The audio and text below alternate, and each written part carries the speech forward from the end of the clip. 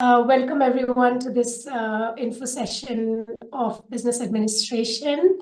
And in the meantime, just to let you know, I'm a study advisor here, and I will be moderating this information session. The session is basically meant to help you see whether business administration is a good fit for you or not. And yeah, hopefully it is helpful in making that decision. So great that you're all here. I'm going to move on to the next slide now.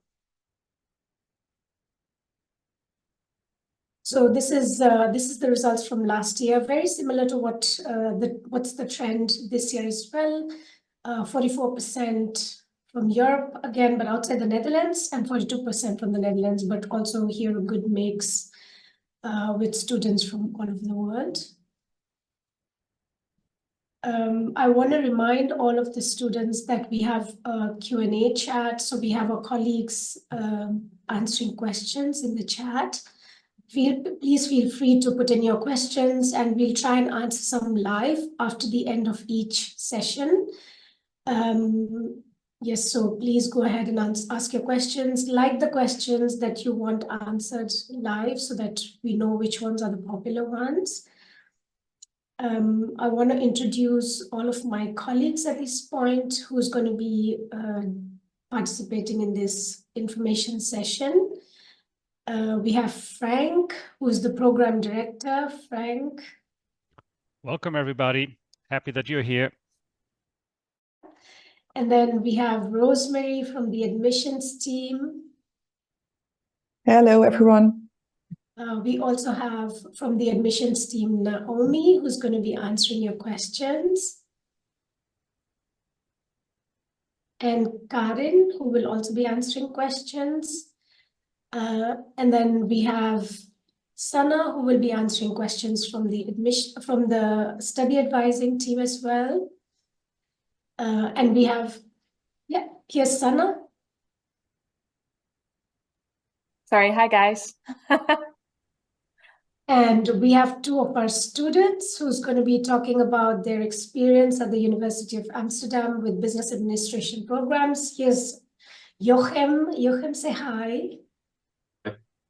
And we have Georgia, who is a second-year student at this point, and she comes from Cyprus. So two different experiences going to be shared with you, one from a student from Netherlands and one from Cyprus. Hi, Georgia.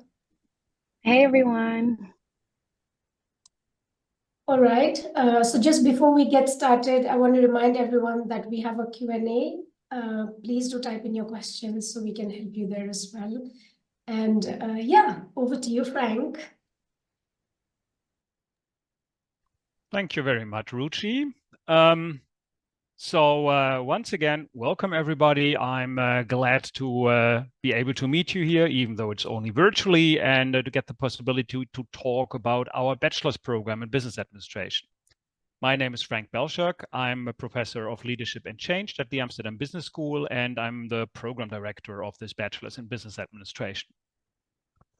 And I think the best starting point is always, the beginning. So a bachelor's in business administration. What is business administration? I guess we all have an intuitive feeling about what business administration is, but do we exactly know what it is and what it all covers? So maybe a small introduction. So business administration basically is about managing an organization. And now I say organization and not necessarily business, because it can be anything, this organization. It can be a small firm, it can be a huge multinational, but it can also be a non-profit organization like Greenpeace. It can also be a governmental organization like a ministry.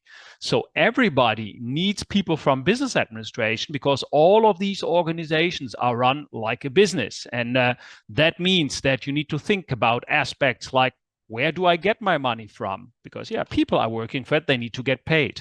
And how do I spend my money? Like, which projects should I invest in? Which products should I produce? So you always have to choose between different options. You have to think about how to reach your customers. You have to think about how to sell your services or products. You have to think about your competitors. What is your strategy? You have to find the right people because you're not going to do it alone, but together with others. So what skills do you need? What people do you need? How do you find them? How do you hire them? All of these aspects are part of business administration. So business administration, in a very broad sense, is about managing everything around an organization. So let's make it a little bit more concrete. Let's grab, for instance, Google. You see in the background there, the Google search engine. Probably all of you know Google. Google has very prominently this search engine. We all say casually, I'm going to Google something, but it's more than that. It also has their own web browser, like Google Chrome. It has an operation system, Android. It also owns YouTube. Yeah, so Google is huge. And the question is now, for instance, well, you have in the web browser market several competitors. You have, for instance, the Internet Explorer, formerly now Microsoft Edge, which is almost always there if you have a Windows system. You have also Mozilla Firefox, which is a free web browser. You have other free web browsers. So is it really worthwhile to invest money in having the Google Chrome web browser? Should we invest our money in this? Isn't the competition too strong? Or think about the search engine. Well, you heard all about ChatGPT and artificial intelligence, and Microsoft has hit a big coup. So they bought ChatGPT and they are including it into their search engine Bing. So yeah, what does that mean for Google? Does Google now quickly have to create their own AI? And the answer is, of course, yes, they do, because otherwise they're out of business. Where do they get the people for that? They're competing now with basically all high-tech companies. They all need people in AI. So those are all urgent questions for Google. And who can answer them? Usually people in business administration. So you see, it's a very actual thing that is very relevant and creates really up-to-date questions. All right.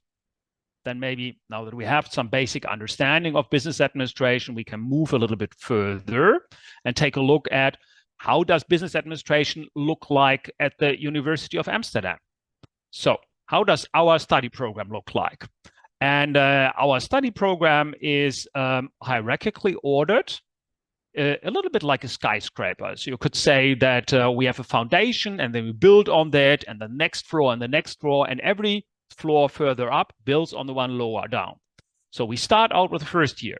And the first year is a foundational year, especially the first half of the year. And this is because business administration is a multidisciplinary study. What does that mean? It means that basically we have business problems that we want to solve. And for solving those problems, we fall back on different disciplines. So we use, for instance, mathematics. If you have, for instance, a financial program, which project should I choose? And different projects ask for different amounts of money that you need to invest at different moment of time.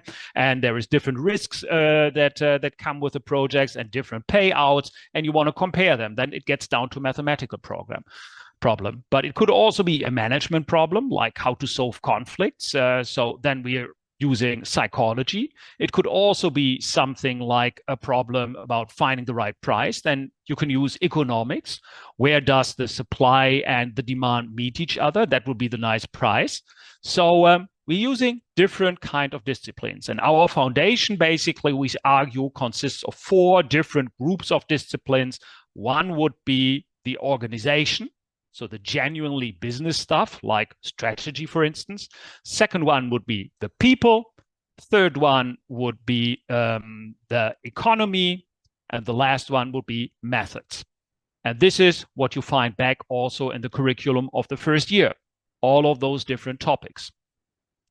Once that this is done, you build further. And then you can apply those different topics to the different, how to call it, different business functions. You could say the departments in an organization. So you have a marketing department, a strategy department, a finance department, an accounting department, and there they all have their own questions, and you help them answering those questions with the disciplines that you've learned about.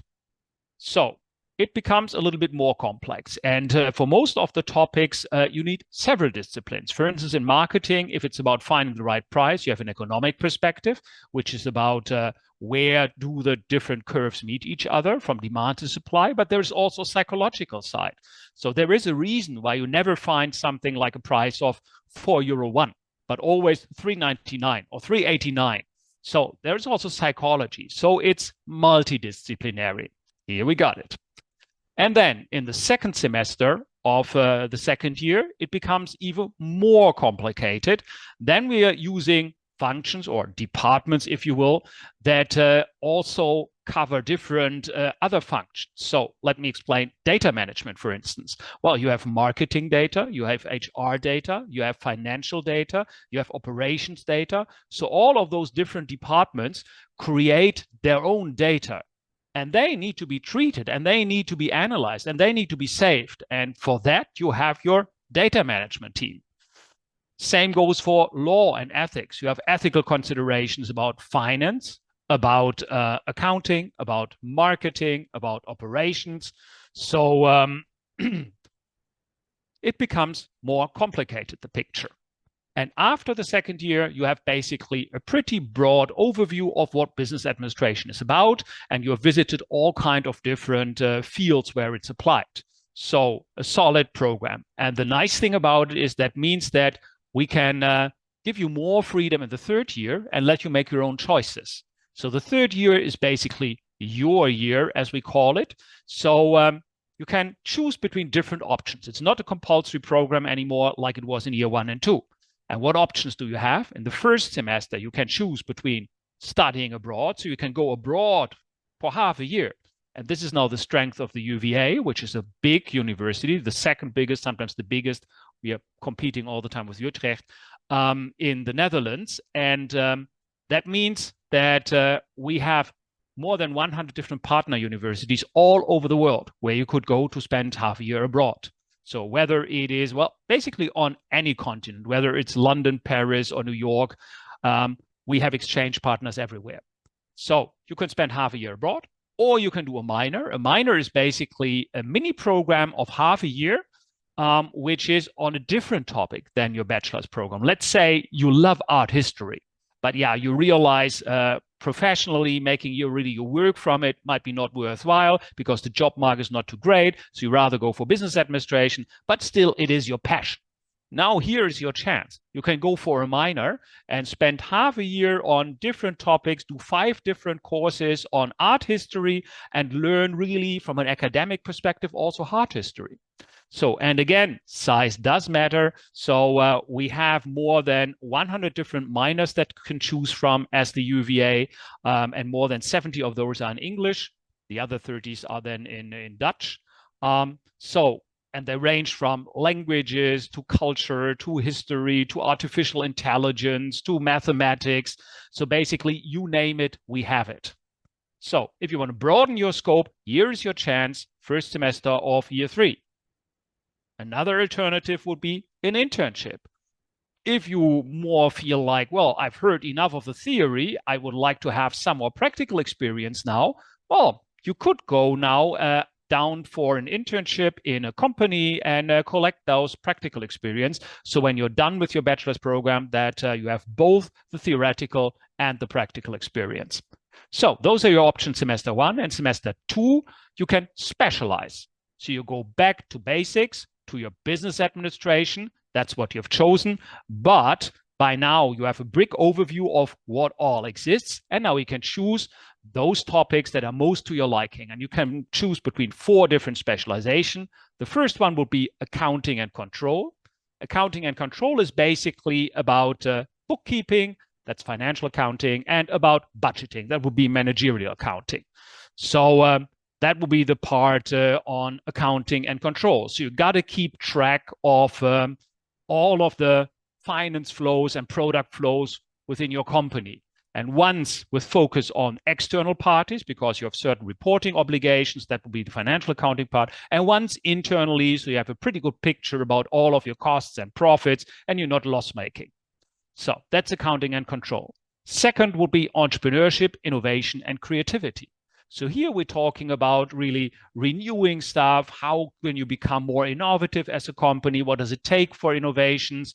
But also setting up your own business, but not only setting up your own business, but also being entrepreneurial within a company. How can we stimulate people in their own company to be proactive and come up with great ideas, and maybe also put that ideas into practice in their own companies? So that will be entrepreneurship, innovation, and creativity. Then we have finance. Finance, I guess we all have a good idea. Money. So it's how to get money. That will be financing, and how to spend money. That will be investing. And then what also comes with is risk management, because unfortunately, all of the projects, or most of the time, the most promising in terms of profit making are also the most risky ones. So you've got to find a balance between profit and risk management. That will be the task of finance. And last not least, you have management in the digital age. And that incorporates stuff like international business, marketing, strategy, and management and leadership. And all of those, this is why it's called management in the digital age, do have a focus on digitalization. So for instance, in management in the digital age, you would get to see problems like being managed by an algorithm, and how can you lead virtual teams, and what does it do to you if you're just working from home and you're a remote worker?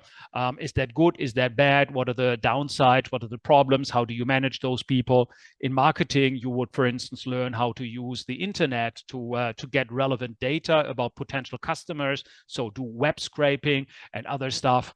So that will be the topics for management in the digital age. So, and that is basically how the program looks like. Now, so you have a good idea about what business administration is, how the program looks like. Now maybe some words about how it continues. What happens after you have graduated, after your bachelor's? Well, in all honesty, in the Netherlands, roughly 80% of the people with a bachelor's continue with their master's. So unlike the US or the UK, where people mostly stop after the bachelor's and go to start working, in the Netherlands and most of other Europe, it's pretty normal, considered to be normal, to continue straight away with the master's. Okay, but after that, where would you work? What would be my career prospects? And I've tried to organize it a little bit according to the different specializations. The entrepreneurial side would be setting up your own business, becoming an entrepreneur, but also working for a startup or becoming a startup consultant, because quite often you see that the startups, they are built from people who have technical expertise, but no knowledge about business administration. So they desperately need people who manage the business side of their business, but also innovation manager in bigger companies. So that will be entrepreneurship. Accounting is obviously being an accountant, but also being a controller or a financial advisor. Finance would be a risk manager, but also a project manager who keeps track of the different risk and all of the financial streams, or a financial advisor. You could go to insurance companies, you could go to banks. And with management, you become a marketeer or a strategic analyst, an HR person, or a consultant. So those are just some examples what you could do with business administration afterwards when you start working. All right. And this is where most of our people end up. So who hires most of our graduates? To make it even more concrete, which companies could I end up in, maybe potentially? So those are the biggest employers that basically hire most of our graduates. And you can see a little bit of order in there, in the sense that you have the big 4 accounting firms and the big 5 consultancy firms. And there is some overlap because the accounting firms at the same time do also consultancy. And those are Ernst & Young, PwC, so PricewaterhouseCoopers, Deloitte, KPMG. Those are the big 4 consultancies and accounting firms. And then you have Accenture in the upper right corner, which is not an accounting firm, but a consultancy. So they are the biggest player in the world, and they hire a lot of our graduates. Well, what else you can see is basically all big banks in the Netherlands. So ING Bank, ABN AMRO, and Rabobank, the 3 biggest players. And you see big companies, multinationals like Ahold Delhaize. So for the Dutch people, they are basically the owners of Albert Heijn, so the most famous Dutch supermarket chain, and the drugstore chain Ethos too, and also for liquor stores, Gal & Gal. Then you see, what else? Philips, big technology firm. Unilever, big consumer goods firm. And the big B, hopefully you know that, that's Booking.com. So that's also a Dutch firm with a headquarters in Amsterdam, not too far away from the business school. So they hire a lot of our graduates. And what you also see is then the municipality of Amsterdam and the tax office and the University of Applied Science, they also hire a lot of our graduates as lecturers. So now you also have an idea where you could end up. So this should give you, hopefully, some idea whether this is now something for you, whether you like it, whether it's appealing or not. And now for some clarification, because quite often we get certain types of questions. They always come back, basically every information session. So what's the difference? So therefore, we decided to put it down here. So the first question is, what's the difference between business administration and international business administration? I would say our business administration is the same as international business administration. We didn't call it international business administration because nowadays, as opposed to what potentially the Dutch government might think, you can't do business administration in a national way. We're just too small as a country.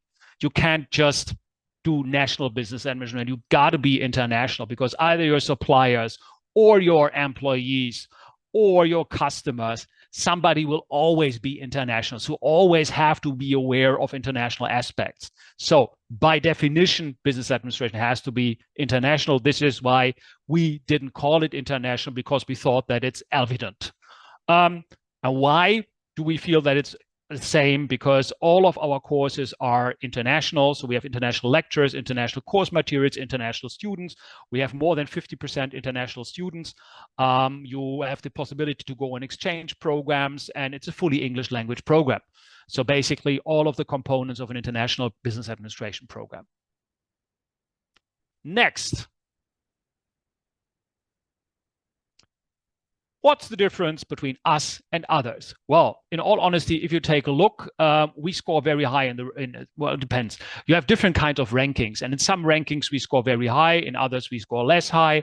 So rankings are very subjective, so I would not take a look at it. And in all honesty, most of the Dutch universities are very similar to each other, even though sometimes you might see, like in the Financial Times listing, we are number 3 and somebody else is number 20. But if you take a look, what does that mean? The difference is really marginal. We are all very good universities. So it basically gets down to the content of the program, what you find most appealing.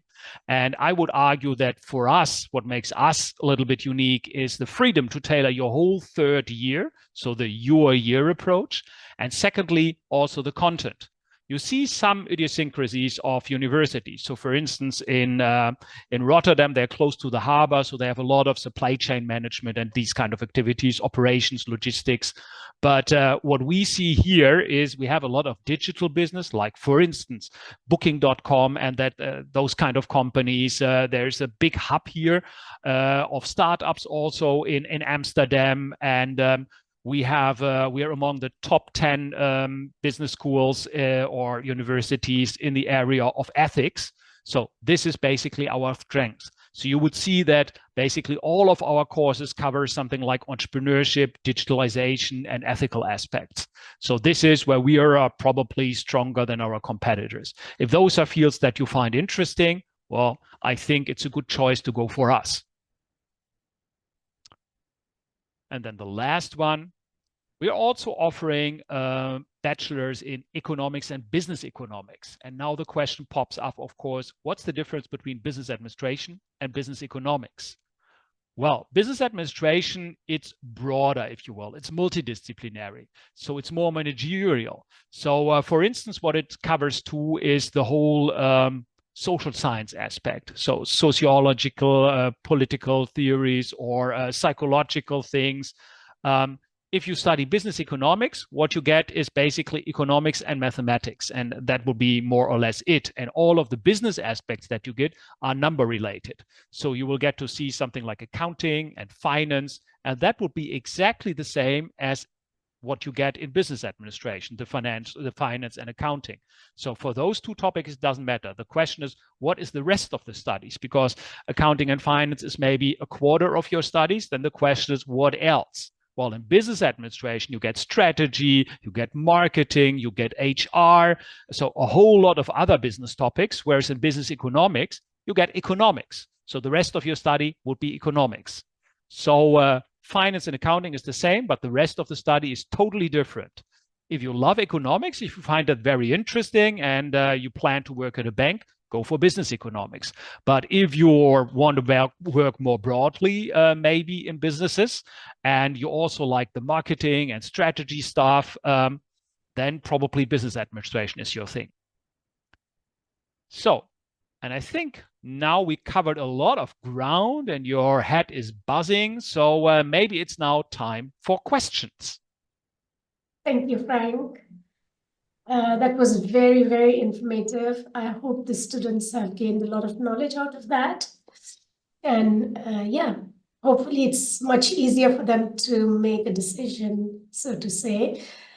We have some really nice questions we would like to answer live. I think you did pick on this topic a little bit, but a specific question is about the practical and the theory side of the program. So as a percentage, how much of the course is, it comes down to theory, learning about the business administration courses versus the practical application of these theory courses that you're learning?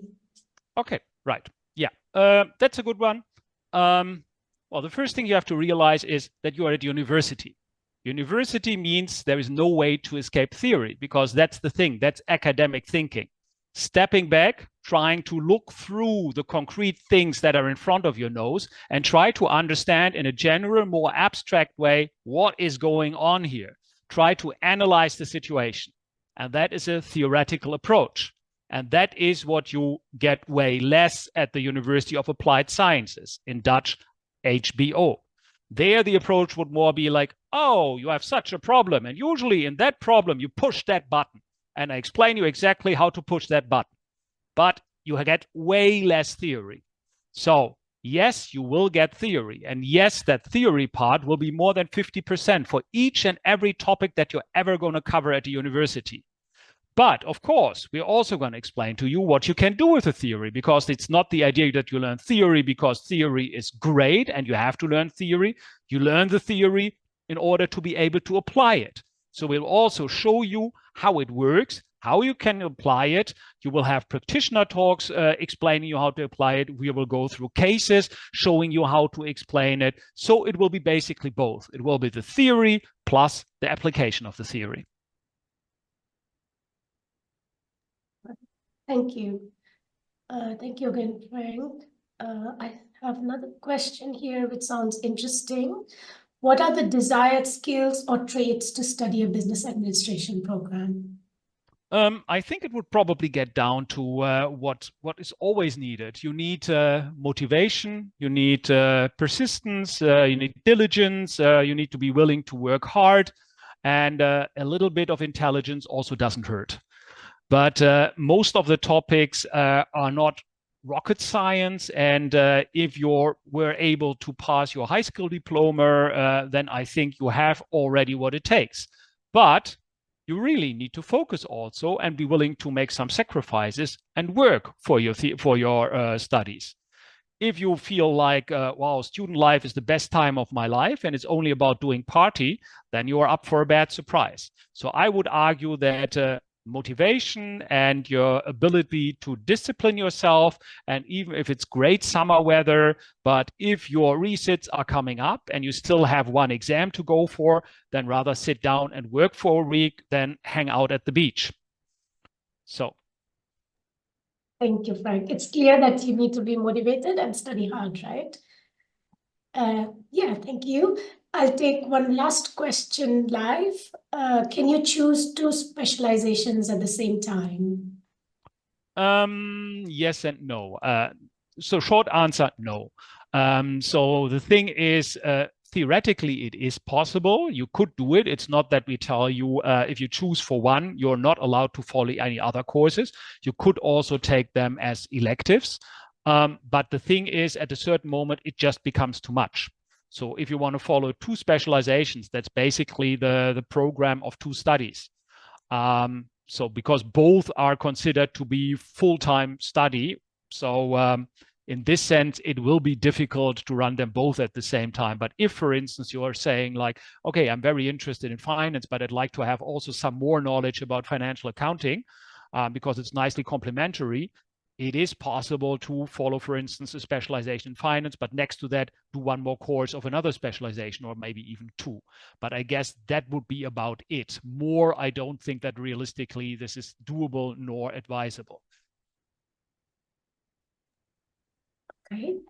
All right. I'm going to close this part of the Q&A session for now and move on to our next slide, which is about admissions and selection. So Rosemary is going to be taking the floor now and talking to you about the selection procedure a little bit and the admission. Okay, thank you. Yes, now we are at the admission and selection part. This program has a numerous fixes, and this means that we have a maximum of 800 students that can enroll in the program. And for that, you have to take a selection test. As you can see, you have two different parts. You have the admission to the program and a selection for the program. And if you look at the admission part, the entry requirements, we expect a certain level before we can start the program. And this is the first step. And you can check these entry requirements on our program page. So first you need a diploma that's equivalent to the Dutch VWO. You need the mathematics proficiency and you need the English proficiency. And as I said before, for all the details, you can go to the program page and click on the tab Application, Selection and Admission. And there you can see the exact requirements you have to pass. Yeah, a small note, it is no longer possible to apply for next academic year. So from October 24, you can apply for the next upcoming year, so 25-26. So then step 2 is to register in StudyLink to enroll for the program. And this is a system for registration for Dutch universities. And the deadline is early, it's the 15th of January, 2025. So after you have registered, you will receive an email from the university with your student number, in which we call it your UvA ID, and a link to your enrollment checklist. And there you can see all the steps you have to follow to successfully enroll for the program. So step 3 is to go to that enrollment checklist. And one step in that checklist is to choose a selection test date.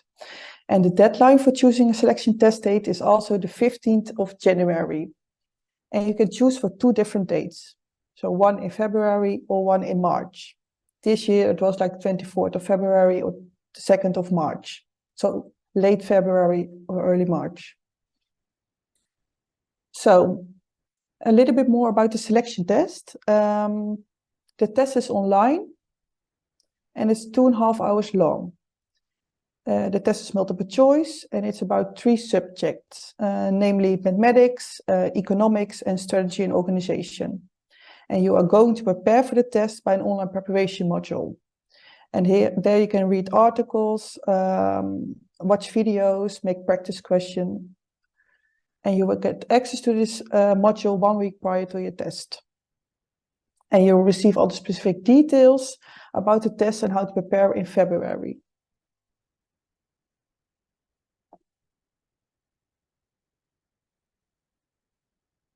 So then, if you have participated in the selection test, you will get a ranking number. And that ranking number decides if you will get a place in the program. And you will receive your ranking number on the 15th of April, 2025.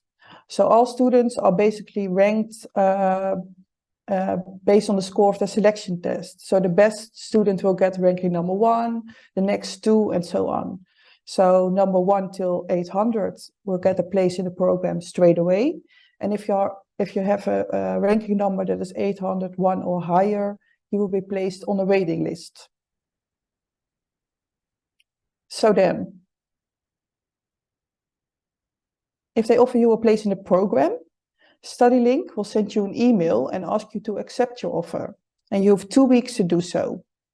And if you don't want to accept your place or you forget to accept your place, the place will be offered to the next student on the waiting list. And in this way, the waiting list shortens quite quickly.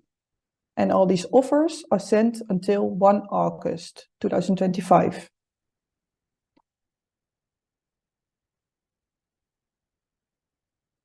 So if you want, you can read the whole application process and selection procedure on our website.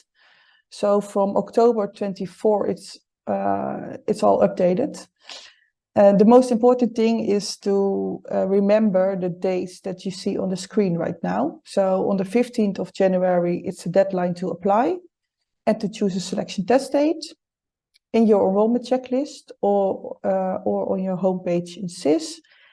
And then in February or March, you will take the selection test. And on the 15th of April, you will receive your ranking number. So that's it. Are there any questions? Thank you, Rosemary.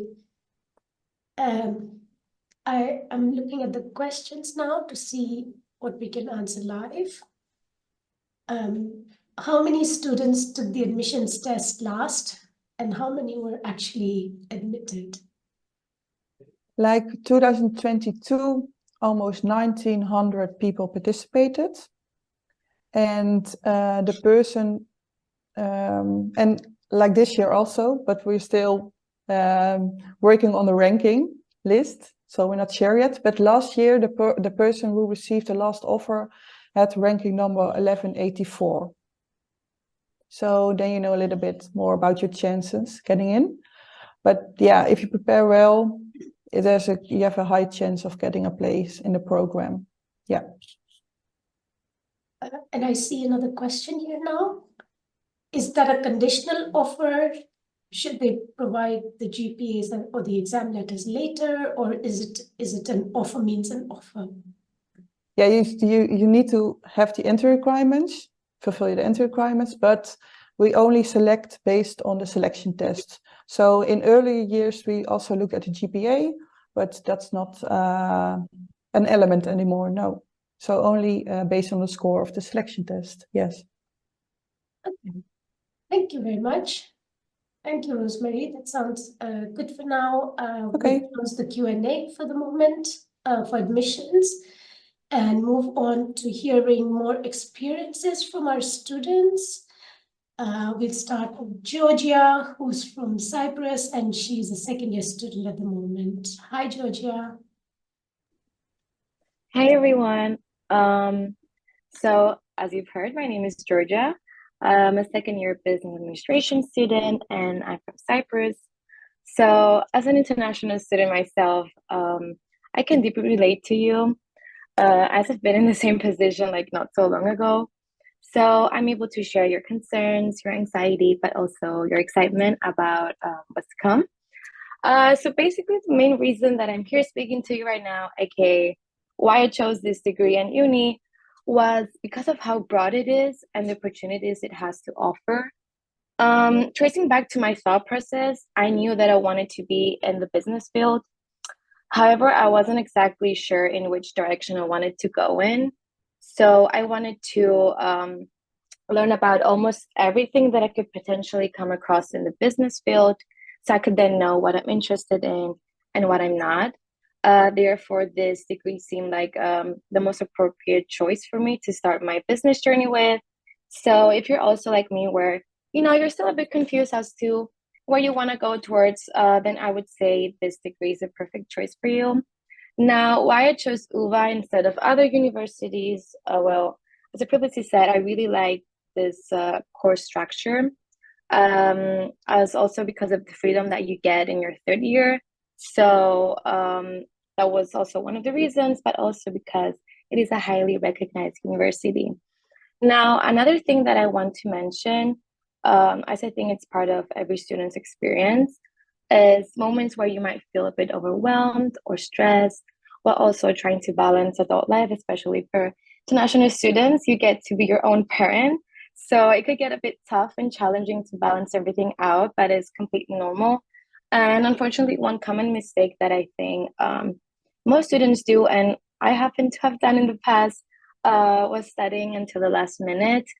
And I had to learn this the hard way, that it does not work out in all situations and courses, as most of them require constant studying and keeping up. So my advice would be, considering the fact that this degree is heavily relying on self-studying, is to have a good plan. Start studying early so you can stay ahead, be able to enjoy student life, but also it will help to balance things better. Now, this goes towards international students more, as again, it's completely normal to start feeling homesick and, miss family and friends. So how I try to deal with those moments myself is I try to find elements that will remind me of home. This could be, hanging out with my Greek or Cypriot friends, or going to the Greek cafe near Manikstrat. It's called Cafe Neon. And I would really recommend going, as it has amazing coffee. But most importantly, in those moments, you should never forget that your family is always one phone call away. And the last thing I want to touch upon is something that I wish I had someone to tell me when I was in your place, because it was like my biggest concern when moving here. It was about making friends. So how I personally made friends was during interweek. I got really close with some people from my group, but also from other groups as well. And it's funny because we're still hanging out to this day. So I guess, we really clicked and it worked out. But also another thing about Interweek that I would recommend to sign up is you get to learn about Amsterdam at the same time.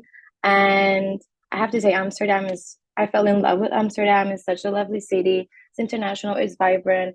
And it's like you always have things to do. There's so many activities and events that you could do in Amsterdam. So there's many opportunities to create many long-lasting memories that you will be able to look back, which I find really nice. But to sum it up with friends, another way that I made friends, because Interweek is not the only option, was getting closer with people from my classes, my tutorial groups, but also by meeting my roommates' friends, who later on became my friends. So in general, I would say that meeting new people, making friends shouldn't be one of your concerns, as you will have many opportunities to do so. And lastly, to close it all up, I just want to say that this degree and university will build a really strong foundation for your career and future. And it will also help you grow even more as a person. So they should never stop from being a reminder and motivation to keep up the good work. So yeah, that's it for me. I would say good luck to you guys, and I hope I answered as many of your questions, or I could ask some more. So yeah. Thank you, Georgia. I will invite Joachim now and then take up the questions at the end, both for Georgia and Joachim. Yeah. Joachim? Yes. Yes. I'm Jochem, and I'm a third-year business administration student from the Netherlands. I've chosen the specialization in entrepreneurship and creativity, and so far it's been really nice. I've chosen this study because at the end of high school I was unsure about what to do next. All I knew for sure that I wanted to study economics because I found it quite interesting in high school. But beyond this, I was lost. So in the end, I decided to do a broad study in economics. So for me, the choice was in business economics and business administration. And in the end, I chose business administration because of the focus, and this always felt a bit more practical to me than the mathematics-centered economics. And so far, that's also what I've been enjoying the most, the practical management focus part,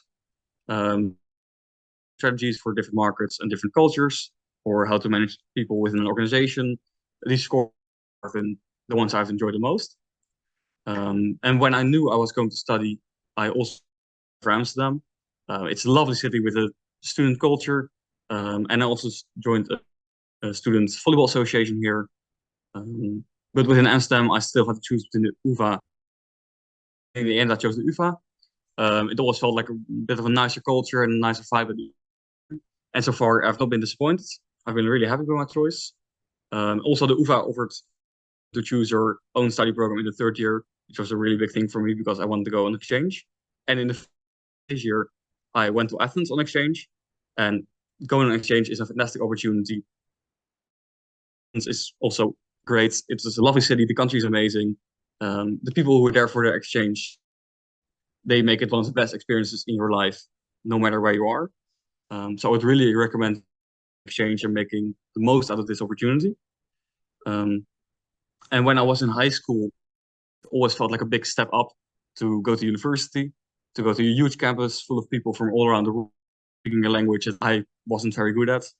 But as soon as you start studying here, pick up English quite quickly. And to be honest, I would never go back. I feel English a little bit better than my Dutch now, which is a bit embarrassing.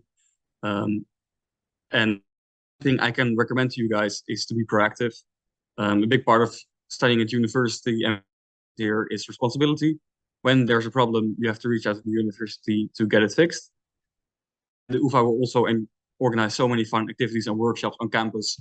There's a bike where to repair your bike, and there's also a student cafe with many different workshops offering so.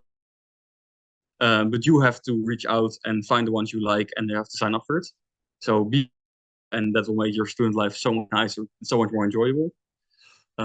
Seeing as I'm going to be doing a master's next year, and I don't know which one yet, but I do know I'm here at the UvA for a little bit longer because I've really enjoyed it so far.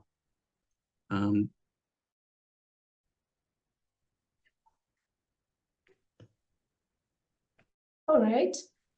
Thank you, Joachim. I'm going to pull out a few questions from the Q&A. You can take this up, Joachim, I think. How much of the course is studying maths? I think you covered it partially, but maybe you can elaborate a little bit. So how much is math? Yeah. Oh, so especially in the first 2 years, they try to, you have 2 courses, always one quantitative and one qualitative. So there's one more focused on theory and one more on maths. So the mix between the two. So if you really don't want to do maths, you always have to have another course which you can focus on. And if you really do like maths, then unfortunately you have also another course to focus on. But the maths isn't difficult. You won't study maths extensively. It's more how to apply it within the context of economics and business administration. Okay. Sounds good. Thank you. This one's specifically for Georgia, I think.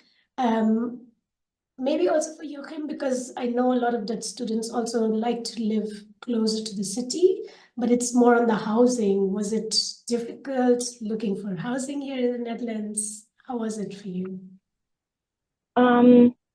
I mean, not gonna lie, it was a bit of a struggle. Unfortunately, there is a housing crisis. So how I found housing was because I was using a study counselor, and then some people that were also going there, they were also looking for housing. So we kind of came together, and we're all roommates now. So I think it gets easier if you try to find roommates and share your accommodation with other people. But there's also private student accommodation and housing that you could apply. There's a few housing websites like Pararius, Funda, but can get really competitive in those websites. So I wouldn't rely heavily on them. But my friends told me about there's lots of Facebook groups that you could also join and just ask around. But also there's agents if you also want to find a house like 100% and the agent is the way to go. Yeah, I don't know if Johan has any other advice. Yeah, it definitely gets easier once you know some people. Like if yeah, in the room through somebody else, that's the easiest way to do it. And yeah, there are quite some few sites which have all the available rooms bundled, and if you look through those, I'm sure you'll find time. Yeah, and always be proactive. Don't leave it to last minute because that's when it gets even more competitive and your chances are getting lower. So, yeah. Thank you. So the keyword is be proactive. Yep. Yeah. Another question, but it can be for both of you, and it would be nice to hear both your perspectives, which could be really different. Do students have time for hobbies or a part-time job? How much time do you spend actually studying on lectures or self-learning or doing other activities? Do you Yeah, I want- can start, I guess. You definitely have enough time for a hobby. I also joined a station where I play volleyball and we have quite a fun activities. And I also have a part-time job for a week. And once again, the keyword is be proactive, because the more proactive time it actually takes. So if you wait for the last 2 weeks of a period to start your, then you're gonna have 2 50-hour weeks to prepare for the exam. But if you're proactive, like those hours are. So yeah, just keep along with your workload and you'll be fine. Would you like to add something, Georgia?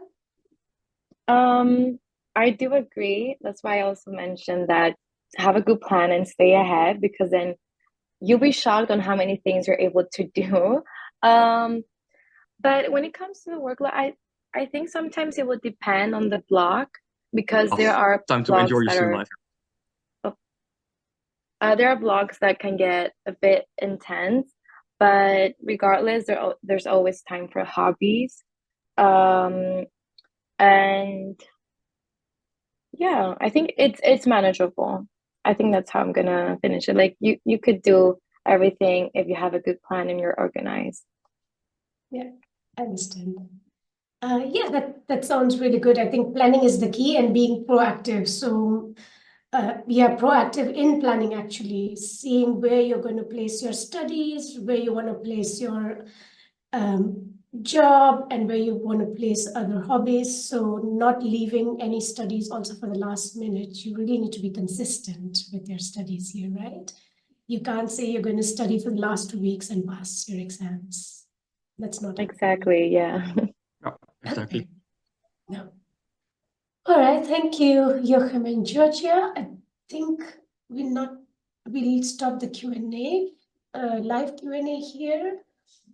And I just want to remind all of our students that please check our website for any program updates. We're going to put them on the program page. Yes, you can sign up for the experience days, which is on the campus. It's on the 5th of April, and online for our international students on the 4th of April. So do sign up. We also have the open campus day this Friday, so the 15th of March. So visit the campus, meet us, ask questions. We have different stands there for admission, study advising, but also a lot more. Get a feel of the university, how it feels like. Yeah, and then don't miss the deadline of applying by the 15th of January. That is really important. We keep thinking about it, and then before you know it, it's gone. So keep up with the deadlines as well. Yeah, I think that's all for now. I would like to thank you, everyone. Thank you, Frank, for providing a lot of information about the program itself. Thank you, Rosemary, for providing information about the selection procedure.